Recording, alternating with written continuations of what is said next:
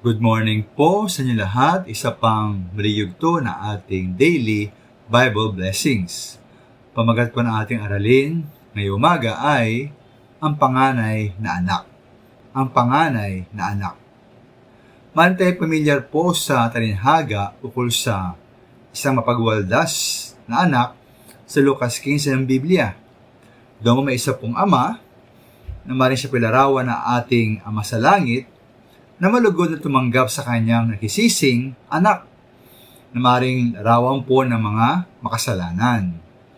Kaya po, malugod tayong patanggapin po na ating Ama sa Langit kapag tayo nagsisi.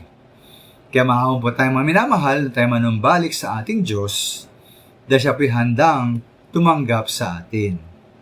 Ngunit po, huwag kalimutan na talihang ito, pwede pong isang anak na panganay. Ayon po sa verse 15, ay nagalit at ayaw pumasok sa kanilang bahay. Dahil daw po, nalaman niyang pinapatay ng kanyang ama ang pinatabang guya bilang pagdiriwang sumuwi niyang kapatid.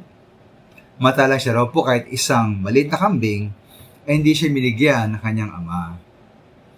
Ito po panganay po na anak na ito ay maaaring larawan na ayon po sa verse 2 na mga nagubulong-bulungan ng mga Pariseyo at mga eskriba.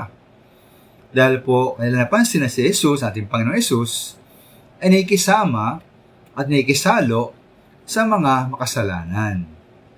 Para po sa akin, ang tugon ng panganay sa pangyaring ito ay maaaring magsilbing hamon para sa atin. Una-una mga minamahal, talaga bang may pagganais tayo na magsisid manumbalik sa Diyos ang mga hindi ligtas at mga makasalanan? At ano po ang ginagawa mga minamahal upang mangyari ito? Upang sila mapalapit po sa ating Panginoon. Tayo binagbahagi sa kanila ng Ebanghelyo ng ating Panginoong Hesus.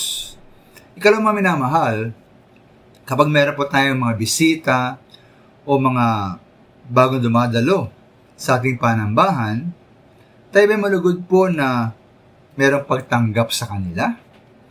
Kailan ba nadarama ating pong mainit na pag-welcome? At di ba sila inaasikaso? At di ba sila bang lubos na tinatanggap sa ating panambahan? At ito mga minamahal, meron tayong mga kasapi marahil sa iglesia natin na di atin nakasama sa panambahan. Mga minamahal, ito po mga wala na sa ating panambahan, at di ba silang hinahanap? Maraming salamat po.